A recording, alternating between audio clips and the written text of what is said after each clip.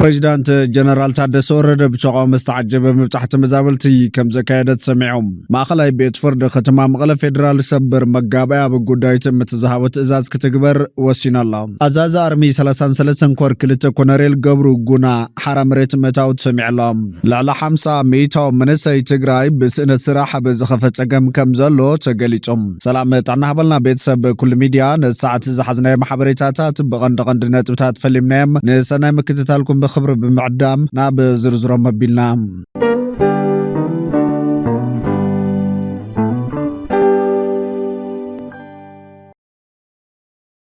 ፕሬዚዳንት ታደሰ ወረደ ብተቃውሞ ዝተዓጀበ ምብጻሕ ተመዛበልቲ ከም ዘካየደት ሰሚዕላ ተመዛበልትና ምረቦቶም ንምምላስ ግዜያዊ ምምሕዳር ትግራይ ዝካሎ ክገብር ይክብል እዩ ጀነራል ታደሰ ወረደ ተዛሪቦም ፕሬዚዳንት ግዜያዊ ምምሕዳር ትግራይ ጀነራል ታደሰ ወረደ ኣብ ሕጻጽ ዝርከቡ ተመዛበልቲ ምዕራብ ትግራይ ዘለውሉ ኩነታት በኣካል ተረኺቡ ተዓዚቦሎም ብምኽንያት ምሳኣነ ምግቢ መድሓኒት መጽለልን መደቀስን ኣብ ሕማቅ ኩነታት ከም ዘለዎ ኣብቲ ማእኸል ዝርከቡ ተመዛበልቲ ንፕሬዚዳንት ታደሰ ወረደ ኣብርሂሞም እታ وهاب 15 كيلو اخلا حجز ناسبيزا متحن يكون كالوت مسرتاو دليتات ممالئي اي تاكلن كبلو تزاريبهم كابزي بزحلف صري ماي سلازي نركب استبكل ماي ناستنا نتوسختي تمحلالف تحمامات نقال علنا كبلون مرراتهم غليصام بسنك حطر ندادي غلغالوت امبلانس كنركبي كالنان بغنزبنا منقساس عقم سلازيبلنا ابعارات نساقلنا ونيلام كابزي سغاين مكران كنوصغنا نبعدنا كنملس يغبا كبلو نبريزيدانت تادس ورده محصنتهم قريبا معلوم اب حصاد دركو تمزابلتي زتعذب بريزيدانت جنرال تادس ورده دماتهم تمزابلت ناب مربوتهم نمملاس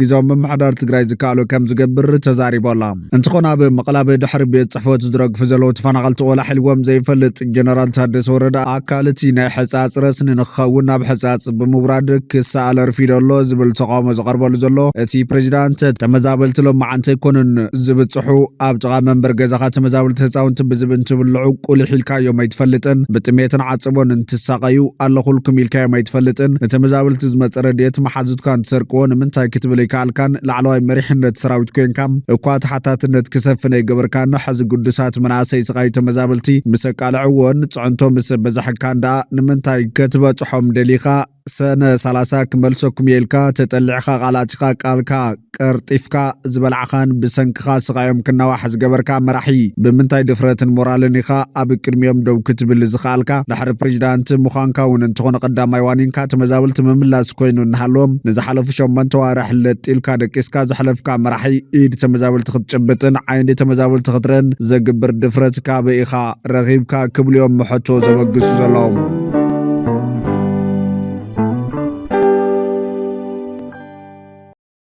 ማእኸላይ ቤት ፍርዲ ከተማ መቐለ ፌደራል ሰበር መጋባያ በጉዳይ ትእምት ዝሃቦ ትእዛዝ ክትግበር ወሲናላ ማእኸላይ ቤት ፍርዲ ከተማ መቐለ ሰበር ጠቕላሊ ቤት ፍርዲ ፌደራል ጉዳይ ትእምት ተመልክትን ዝወሰነ ውሳነ ትማል ዓርቢ 17 ተሓሳስ ኣብ ዝወዓለ መጋባያ ጽንዒዎላ ሰበር ቤት ፍርዲ ፌደራል ቶም ሕዝቢ ሽመ መራርሓ ቦርድ ንትእምት ዝመርሕዎ ዘለዉ ውልቀሰባት ሕጋውያን ስለ ዘይኮኑ ክገደሎም ክብል 4 ተሓሳስ ሕጋዊ ብይን ከም ዝሃበን እቲ ብይን ተግባራዊ ክገብር 14 ተሓሳስ ናብ ቤት ፍርዲ መቐለ ደብዳቤ ከም ጸሓፈን ዝከርዮም በመሰረት እዚ ማእኸላይ ቤት ፍርዲ ከተማ መቐለ በዓሎ ጽንዒዎ ዝነበረ እንዳሓር ብላዕለዋይ ቤት ፍርዲ ትግራይ ተሳዒሩ ጽንሕን እግድ ተሓድሽ አመራርሓ ቦርድ ትእምት ብጠበቃታት እቲ ነባር ቦርድ ብዝቐረበ ሕቶ ይግበን መሰረት ሰበር ቤት ፍርዲ ፌደራል ንውሳነ ላዕለዋይ ቤት ፍርዲ ትግራይ ብምስዓር እቲ ብማእኸላይ ቤት ፍርዲ መቐለ ተበይኑ ዝነበረ እግድ ሓድሽ አመራርሓ ቦርድ ትእምት ክጸንዕን ተግባራዊ ክኸውንን ኢሉ ንዝሓለፈ ውሳነ ቤት ፍርዲ መቐለ ተቐቢሉ ትማል ዓርቢ ኣጽዲቕዎ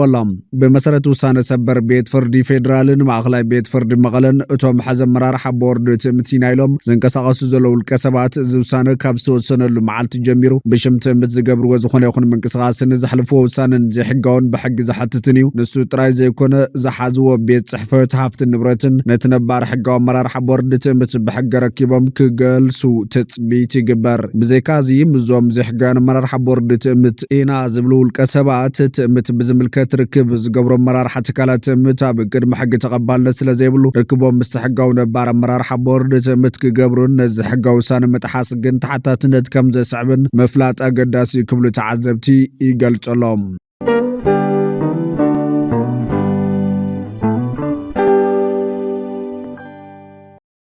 ኣዛዚ ኣርሚ 33 ኮር ክልተ ኮነሬል ገብሩ ጉና ሓራ መሬት ምእታው ተሰሚዕ ኣሎ። ካብ ኣርሚ 33 ኮር ክልተ ኣዛዚ ዝነበረ ኮነሬል ገብሩ ጉና ትማል ዕለት 17 ታሕሳስ 2018 ዓ.ም ነቲ ወግንናይ ምስቲ ጉባኤ ዝገበረ ሕወሓት ዝበለ ልዕሊ ኮር ጠንጢኑ ናብ ሓይሊ ሰላም ትግራይ TPF ብምጽምባር ምስ ኣብቲ ሓራ መሬት ዘሎ ሰራዊት ከመዝወገነ ተገሊጾሎ ይብል። እቲ ካብ ወገን ሓራ መሬት ዝተዘርጋ ሓበሬታ ንገብሩ ጉና ሲዒቡ ብርክት ዝበሉ አባላት አርሚ 33 ናብ ሰራዊት ሓራ መሬት ኣብ ምጽምባር ከም ዘለው ካብ ግንባር ክልተ ሰራዊት ሓራ መሬት ዝተረኸበ ሓበሬታ መላኽቾሎም ነበር። ኣዛዚ ኮር ሓደ ዝኾነ ኮነሬል ንጉስ ገብረ ጨርቆስ ንኮነሬል ገብሩ ጉና ድሙቕ ኣቀባብላ ገይሩሉ ይብል እቲ ሓበሬታ ወሲኾም። እዚ ኣዛዚ ሰራዊት ናብ ሓራ መሬት ዝተጸምበረሉ ወቕቲ ኣብ መንጎ መንግስቲ ኢትዮጵያን ሕወሓትን ናይ ቃላት ኩናት ኣብ ዝሓየለሉን ደበናዊ ኩናት ኣብ ዘንጸላለሉን ወቕቲ እዩ። ብጌታቸው ረዳ ዝምራሕ ምምሕዳር ካብ ስልጣን ዕልዋ ብዝመስል መንገዲ ዝተኣልየሉ ኩነታት ዝተቃወሙ ገለ ላዕለዎት ወተሃደራዊ ኣዘዝቲ ትግራይ ዝመርሕዎ ዕጡቕ ኣብ ከባቢታት ዓፋር ይንቀሳቐሱ ምህላው ዝፍለጥ እዩ። ኣብ ዝሓለፈ እዋናት ድማ ንኻልኣይ ግዜ ምስ ሓይልታት ፀጥታ ትግራይ ሓድሽ ግጭት ከም ዘልዓሉ ፀብፃባት ይሕብሮም። ኣብ ዝሓለፈ እዋን ሓለቓ ስታፍ ሰራዊት ኢትዮጵያ ኣብቲ ንዝኽሪ 50 ዓመት መጥቃዕቲ ሰሜን ዕዝ ተባሂሉ ኣብ ሱዳን ኣጋጣሚ ዘስማዕ መግለፂ እቲ ወጥሪ ኣብ መንጎ ሕወሓትን መንግስቲ ፌደራልን ሰማይ ዓሪጉ ከም ዘሎ ዘመልክት ኮይኑ ምጽንሑ ዝፍለጥ ኮይኑ ፊልድ ማርሻል ብርሃኑ ጁላ በቲ እዋን ሕወሓት ድሕሪ ውዕል ፕሪቶርያ ዝወሰዶም ተግባራት ናብ ኩናት ንምእታው እኹል ምኽንያት ከም ዝኾነ ተዛሪቦም ምስ ኤርትራ ጽምደ ብዝብል ዝካየድ ዘሎ ዘይሕጋዊ ርክባት ተመዛበልቲ ናብ ዓዶም ክምለሱ ዘይምፍቃድ ዕጡቓት ምስልጣንን ኣብ ክልል ኣምሓራ ንዝንቀሳቐሱ ዕጡቕ ጉጅለ ፋኖ ምድጋፍን ዝብሉ ክስተታት ከም ኣብነት ኣልዒሉ እዩ ፊልድ ማርሻል ብርሃኑ ጁላ። ሕወሓት ብወገኑ ብተደጋጋሚ ኣብ ዝሃቦ መግለፂ ተመዛበልቲ ምዕራብ ትግራይ ዘይምምላሶምን ዕጡቕ ሓይሊ ኣብ ካሊእ ክልል ምንቅስቓሶም ሕገ መንግስታዊ ምዃኑ ብምግላጽ ብተደጋጋሚ ናብ ሕብረት ኣፍሪካን ካልኦት ውሕስቲ ኣካላት ውዕል ፕሪቶርያን ስምዕታታቱ ዘገልጽ ደብዳቤ ልኢኹ እዮም። ቀዳማይ ሚኒስትር ኢትዮጵያ ኣብይ ኣሕመድ ኣብ ባይታ ሃገሩ ቀሪቡ ኣስማት ጌታቸው ረዳ ጀነራል ጻድቃን ገብረትንሳኤን ኣሰፋ አብርሃም ብምጥቃስ ምስኦም ከም ዝተስማዕምዐ ዘስምዕ ዝሃቦ መግለፂ ትውዕል ኣብ ሓደጋ ከም ዘወደቐ ዘመልክት ምዃኑ ትንታነታት ክወሃብ ጸኒሖም። ኣብ ዩኒቨርሲቲ ኖርዌይ ፕሮፌሰር ሸትል ትሮንቨል ኣብ ዝሃቦ ቃል ትውዕል ካብ ቀደሙን ሙሉእ ብምሉእ ሰላም ዘምጽእ ከም ዘይነበረ እዩ ዝኣምን። እቲ እናገደደ ዝኸይ ዘሎ ዝመስል ኩነታት ኣዝዩ ዝርብሽ እዩ። ምፍራም ስምምዕ ፕሪቶርያ ኣብ ኢትዮጵያ ይኹን ኣብ መንጎ ኢትዮጵያን ኤርትራን ነባሪ ሰላም ከም ዘምጽእ ካብ ሕዳር 2022 ጀሚረ ጠንቂቐ ነይረ ክብል ዝገልጽ ስምምዕ ፕሪቶርያ በኩናት ትግራይ ካልኦት ክልተ ንጡፋት ተጻባእቲ ከይሓወሰ ዝተገበረ ድኹም ስምምዕ ምቁራት ተጻብኦ እዩ። ኩሉ ምርያዊ ስምምዕ ሰላም እዩ ዝጠልብ ነይሩ ክብል ድማ እቲ ተንታኒ ይገልጽ። ብኻልእ ሓበሬታ ልዕሊ 50 ሚእታዊ መንእሰይ ትግራይ ብስእነት ስራሕ ኣብ ዝኸፈት ጸገም ከም ዘሎ ተገሊጾም። ዳግመ ሕውየትን ህንጸትን ትግራይ ዝረጋገጽ ሕውየት መንእሰይ እንትረጋገጽ ምዃኑ ድማ ተመላኺቱ ኣሎ። እዚ ዝተገለጸ ብምትሕባር ቢሮ ጉዳይ መንእሰይ ትግራይን ዩኒቨርሲቲ መቐለን ተጸኒዑ ዝተዳለወ ህልው ኩነታት መንእሰይ ትግራይን መዋጽኡን ዘንፍት ፍኖተ ካርታ ኣብ ዝተነጸረሉን ገምጋማዊ መድረኽ ኣብ ዝተሳለጠሉን እዮም። ሓላፊ ቢሮ ጉዳይ መንእሰይ ትግራይ ተሓይሽ ሰባጋደስ ንጽንተታዊ ኩናት ስዒቡ ማሕበረ ቁጠባውን ኢኮኖሚያውን ፖለቲካውን ቅልውላው ሕጽረት ፋይናንሳዊ ልቓሕ ስነልበናዊ መሃሰይቲ ተወሲኽዎ ልዕሊ 50 ሚእታዊ መንእሰይ ትግራይ ብስእነት ስራሕ ኣብ ዝኸፈት ጸገም ከም ዘሎ ገሊጹ እዩ። እቲ ጸገም ንምፍታሕ ምውዳድ ምንባብን ምውዳብን መዳርግቲ ኣካላት ግድን ስለ ዘድሊ ነዚ መሰረት ብምግባር ህልው ኩነታት መንእሰይ ትግራይን መዋጽኡን ዘንፍት ፍኖተ ካርታ ተነጺሩ ከም ዝተዳለወ ሓቢሮላ። ናይ ለውጥን ልምዓትን መፍረዪ ሓይሊ ዝኾነ መንእሰይ ተጸባይ ሓገዝ እንተይኮነስ ዓዲ ካብ ዝኣተወቶ ደልሃመት ኣውፂኡ ናብ ዝሓሸ ብራኸ ዝወስድ ኣብ ህንጸት ሰላም እውን ዝዓዘዘ ግደ ዘለዎ ዓቕሚ ክብል ገሊጾላ። ካብ ክልል ክሳብ ጣብያ ንመናእሰይ ዝምደብ በጀት ኮነ ዝወሃብ ትኹረት ከም ዘለ ዝገለጸ ኣይተሓይሽ ሰባጋደስ እቲ ፍኖተ ካርታ ተጠቃምነት መንእሰይ ንምርግጋጽ ክንክተሎ ዝግበና ፖሊስን ስትራቴጂን ዘቕምጥ ዕድላትን ጸጋታትን መዝሚዙ ብምጥቃም ካብ ዘይሕጋዊ ስደት ዝድሕነሉን ኣብ ዓዲ ሰሪሑ ዝልወጠሉን መዋጽኡ ኣንፈት ዝሕብር ኢሎም። መንእሰይ እንተይሓዝካ ዝረጋገጽ ዳግመ ሕውየትን ህንጸትን ትግራይ ብዘይምህላው ኣብ ሕድሕድ ዘፈር መንእሰይ ተኮር ፕሮጀክታትን ትልምታትን ተቐሪጾም ናብ ስራሕ ክኣትዎ ተሓሳሲቡ ኣሎ። ብሰንኪ ዘይምትግባር ውዕሊ ፕሪቶርያ ብኣማይ ተሽሓት ዝቝጸር መንእሰይ ካብ መረበቱ ተመዛቢሉ ኣብ ማእኸላት መዕቆቢ ተበታቲኑ ዋና ሳእነ ህዝቢ ኮይኑ ግዳይ ጥሜት ሕማምን ሞትን እናኾነ ከም ዝርከብ ብምግላጽ ብዘላቕነት ናብ መረበቶም ክሳብ ዝምለሱ ኣብ ውሽጢ ዓድን ወፃን ዝርከብ ኩሉ ብኩለ መዳይ ሓገዝ ክረባረብ ጸዊዓላ። ኣካየዲ ስራሕቲ ካልኦት ንኖታት ኣይተሸናፈ ስመላሽ በጎን መንእሰይ ትግራይ ኣብ ዝኸፈት ዘተሓሳስብ ጸገም ከም ዘሎ ብምጥቃስ ከም ሲቪል ማሕበረሰብ ብመሰረት እቲ ፍኖተ ካርታ ሓበራዊ ስራሕ ብምስራሕ ዘላቒ መዋጽኦ መንእሰይ ንምንዳይ ምስ ዝምልከቶም መንግስታውን ዘይመንግስታውን መዳርግቲ ኣካላት ከም ዝሰርሑ ኣረጋጊጾላ። ኣብ ዝሓለፈ 2 ዓመታት ልዕሊ 60,000 መንእሰይ ከም ዝተሰደዱን ካብቶም ዝተሰደዱ 38 ሚታዊ ሰብ ሓዳር ምዃኖም ኣብቲ መጽናዕቲ ቀሪቡ እዩ።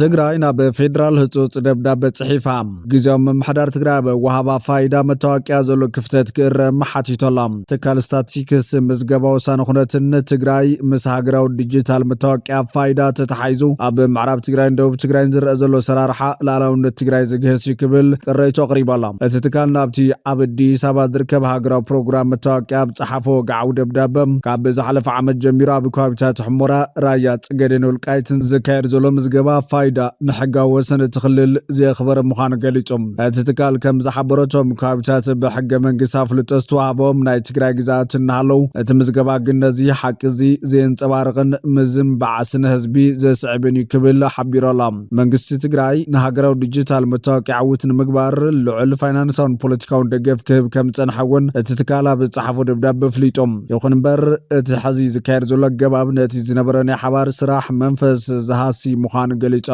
እቲ ምዝገባ ላዕላውነት ትግራይ ብዝሓለወን ሕጋዊ ወሰን ብዘኽበረን መልክዑ ተስተኻኺሉ ንኽስራሕ እቲ ትካል ጻውዒት ተቕሪባላ። ብኻልእ ወገን ዘላቒ መፍትሒ ጸገማት ትግራይ ስልጣን ተቖጻጺሩ ዘሎ ጉጅለ መወጋዲ ክብል ሓይሊ ሰላም ትግራይ TPF ኣፍሊጦላ። ሕጻጽ መግለጺ ጸገምን ስቓይን ህዝቢ ትግራይ ውድቀት ስልጣን ብኣፎም ዝተቖጻጺሩ ዘሎ ውልቀ መላኺ ዝበለ ዋናዊ መግለጺ ሓይሊ ሰላም ትግራይ TPF ኣብ ሕጻጽ ዘጋጠመ ጥምየትን ሞትን ካብ እዝንን ዓይንን ማሕበረሰብ ዓለም ተኸዊሉ ከፍጸም ዝገበረ ስርዓታዊ ናይ ዓፈና ኔትወርክ ሴርኩም ናይ ህዝብኹም ስቃይ ብድፍረት ናብ ማሕበራዊ ሚድያ ብምውፃእ ናይ ህይወት ኣድሕን ምንቅስቓስ ክፍጠር ዝገበርኩም ብጉድሳት ጀጋን መናእስያት ኣመራርሓን ኣባላትን ሓይሊ ሰላም ትግራይ ልባዊ ምስጋና እናቕረብና ኣብ ሕጻጽ ኮነ ኣብ ካልኦት ዕቑብ ቦታታት ዘጋጠመ ጥምየትን ሞትን ዝተሰምዐና መሪር ሓዘን ክንገልጽ ንፈቱ ኢሎም ወሲኹ ድማ ኣብ ሕጻጽን ካልኦት ከባቢታትን ዝተረኣየ ጥምየትን ዓፀቦን ስዒቡ ከም ተጋሩ ኮነ ፈተውቲ ህዝቢ ትግራይ ንሰብኣዊ ሓገዝ ዘረእኽምዎ ርህራሄ ዝወሰድኩምዎ ተበግሶን ልግስናን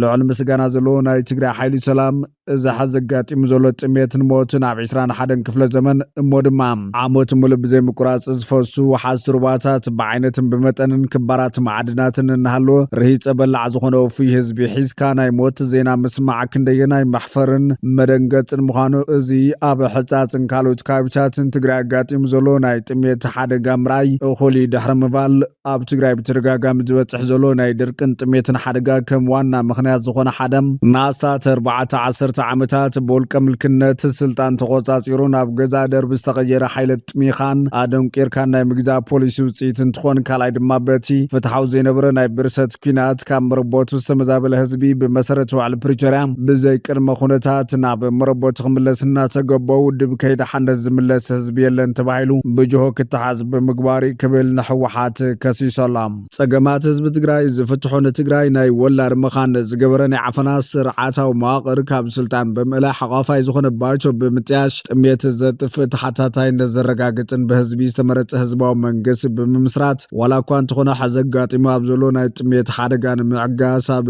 መንጎ ዘሎ ፖለቲካዊ ኣፈላላይ ከይዓገተና ሰብኣዊ ሓገዝ ዘጠናኺርና ክንቅጽለሉ ናይ ትግራይ ሓይሊ ሰላም ይጽዋዕ ድሕሪ ምባል ኣብ ዓጽቦ ዘሎ ህዝብና ውሕስኑ ተሓሊና ምርቦቱ ንምምላስ ዋዕሊ ፕሪቶርያ ከይተሸራረፈ ክትግበር ፌደራል መንግስትን ማሕበረሰብ ዓለምን ሓላፍነቶም ክዋጹ ናይ ትግራይ ሓይሊ ሰላም እናጸውዐ ብጥምየት ሳቐ ዘሎ ህዝብና ብምሕጋዝ ኮነ ውሕስኑ ሕልው ኮይኑና ምርቦቱ ንምምላስ ኣብ ዝግበር ምንቅስቓስ ኩሉ ሓላፍነቱ ወሲድና ንምፍጻም ድልዋት ምዃንና ንረጋግጽ ንዝተጸገሙ ምሕጋዝ ሰብኣውነት እዩ ክብል እዩ ወተሃደራዊ ኮማንድ ሓይሊ ሰላም ትግራይ TPF ኣመላኺቱ ዘሎ።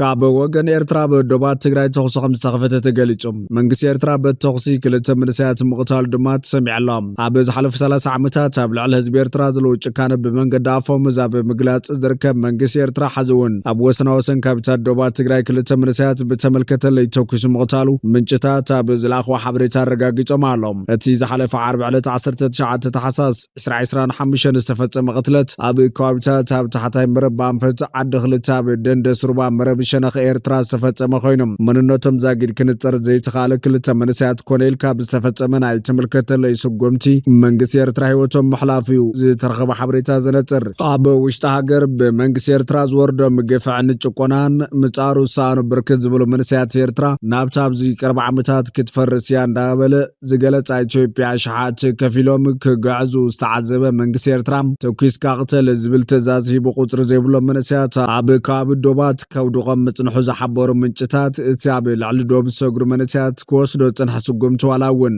ኣብቶም ንንግዲ ሸቐጣሸቐጥ ሒዞም ዝመላለሱ ዜጋታት ይፍጸም ምህላው ፕሬዚዳንት ኤርትራ ዝመርሖ ስርዓት ጸረ ህዝብን ሃገርን ኣረምናዊ ጉጅለ ምዃኑ ዘረድእ ዓብይ ስእሊ ምዃኑ ዝገልጹ ይብል እቲ ሓበሬታ መንግስቲ ኤርትራ ካብ ግዜ ናብ ግዜ ዝዓቢ ዘሎ ነድርን ቁጣዕን ህዝቢ ኤርትራ ክጻወሮ ስለ ዘይካለም ሃንደበታዊ ህዝባዊ ነታዊ ከይውላዕ ብምባል ኣብ ልዕሊ ስድራ ቤታት ኤርትራ ክትግምቶ ዝኸብድ ኣደራዕ ይፍጽም ምህላው ዝገልጹ እቶም ሓበሬታታት እቲ መንግስቲ ክትፈርስ እያ ናብ ዝብላ ኢትዮጵያ ዝውሕዝ ዘሎ ቁፅሪ መንእሰይ ኤርትራ ኣተሓሳሳቢ ኮይኑ ብምህላውን ቁፅሪ ኣብ ሃዱታት ዘሎ መንእሰይ እውን ብዓብዪ ቁፅሪ የንቆልቁሎ ብምህላውን ናይ ተኩስካ ቅትል ስጉምቲ ብምውሳድ ደው ከብሎ ይቃለስ ምህላውን ኣብ ልዕሊ ዜጋታት ናይ ጨው ዝበለ ቀትሪ ተኹሲኻ ይፈጽም ምህላውን እዮም ዝጠቕሱም እቶም ዝተቐተሉ ክልተ መንእሰያት ቀንዲ መስመር ኮንትሮባንድ ኮይኑ ኣብ ዝርከብ መስመር ሩባ መረብ ብምቕታሎም ካብ ስግረዶም ንላዕሊ ሸቃጦ ክኾኑ ይኽእሉ እዮም ዝብል ግምት ምህላው ዝጠቕሱ እቶም ሓበሬታታት መንግስቲ ኤርትራ ፖለቲካ ጽምዶ ንኸይፈርሶ ናብ ኤርትራ ዝኣትዉ ተጋሩ እንዳተኸናኸነ ናብ ትግራይ በጽሖም ዝምለሱ ኤርትራውያን ብብረት ይቕበሎም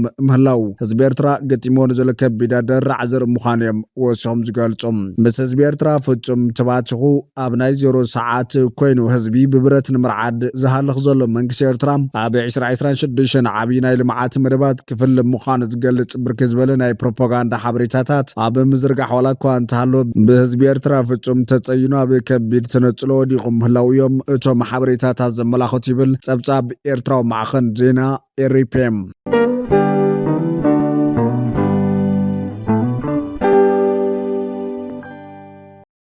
እስራኤል አንጻር ኤርትራ ግን ድማን ኢትዮጵያ ዝሕጉስ ስጉምቲ ወሲዳ እሳ በጎን ኢትዮጵያ ከም ዘላ ዝንገረላ እስራኤል ነታ ምስ ኢትዮጵያ ስምምዕነት ወደብ ዝፈረመት ሶማሊላንድ ኣፍሉጦ ሃገርነት ዝሃበት ፈላመይቲ ሃገር ኮይናላ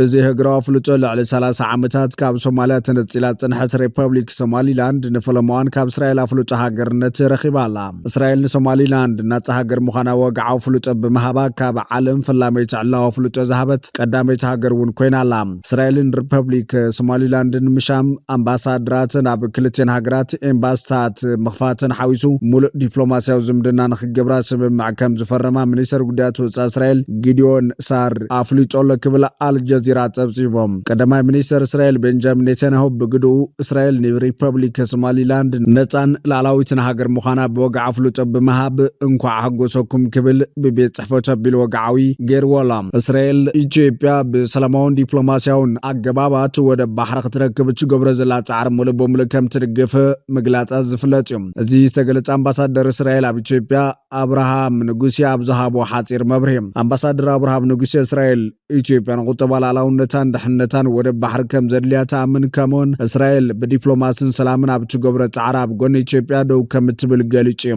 ኣምባሳደር አብርሃም ክልተን ሃገራት ክልተ ገጽ ናይ ሓደ ሳንቲም ምዃነን ክልተን ሃገራት ንነዊሕ ዓመታት ጸንሐ ጥንታውን ፍሉይን ዲፕሎማስያዊ ዝምድና ከም ዘለውን እውን ጠቒሱ ኣብዚ መዋዕል ክልተን ሃገራት ንሕድሕደን ይተሓባበራን ይደጋገፋን ምህላወን ይዝሕብር ብተወሳኺ እስራኤል ኢትዮጵያ ከም ትድግፍ ኢትዮጵያ ድማ ንእስራኤል ከም ትድግፍ ኣብ ህግራዊ መድረኻትን ኣብ ሕብራት ሃገራትን ከም ስራይ እውን ገሊጾም እዚ ድጋፍ ኣብ ኢኮኖሚ ጥዕናን ሕርሻን ምዃኑ እዩ ወሲኹ ዝገልጽ ኣባል ፓርላማ እስራኤል ዶክተር ጸጋፋን ተሆን ጉዳይ ደቡብ ባሕሪ ኢትዮጵያ ብዝምልከት ኢትዮጵያ ብሰላማውን ዲፕሎማስያውን ኣገባባት በሪ ባሕሪ ናይ ምርካብ መሰላ ዝተሓለወ ምዃኑ እዩ ገሊጻ ኣምባሳደር ኢትዮጵያ ኣብ እስራኤል ተስፋይ በጎን እስራኤል ንጉዳይ በሪ ባሕሪ ኢትዮጵያ ናይ ምቋም ቾርዮ ይብላን ክብሉ ገሊጾም ኢትዮጵያ ናብ ገማግም ቀይሕ ባሕሪ እንተተመሊሳ ከም ከማና ምሕዝነታዊት ሃገር እያ ካብ ዝሓሊፍ እስራኤል ንኢትዮጵያ ከም ኣፍ ደገ ስለትርያ ምስ ካልኦት ሃገራት ኣፍሪካ ዘለዋ ርክብ ንምጥንኻር ክትሕግዛ ትደሊ ኢሎም እዚ አንጻር ተበግሶ ኤርትራ ምዃኑ ዝተነገረሉ ስጉምቲ እስራኤል ደገፍቲ ኤርትራ ምዃነን ዝተነገረለን ሃገራት እናተቃወመ ይርከባ ሚኒስትር ጉዳያት ወጻኢ ግብጽ ዶክተር በዲል ዓብድላጢ ምስ ሚኒስትራት ጉዳያት ወጻኢ ቱርኪ ጅቡቲ ሶማልያ ኣብ ዝገበሮ ናይ ስልኪ ዝርርባት ነቲ ብእስራኤል ዝተወሰነ ኣፍሉጦ ሃገርነት ሶማሊላንድ ከም ዘይቕበሎን ኣብ ትሕቲ ዝኾነ እዋን ላዕላውነትን ናጽነትን ግዛታዊ ሓድነትን ሶማል ክኽበር ከም ዘሎ 4 ሚኒስትራት ጉዳያት ወጻኢ ተስማዕሚዖም ተባሂሎም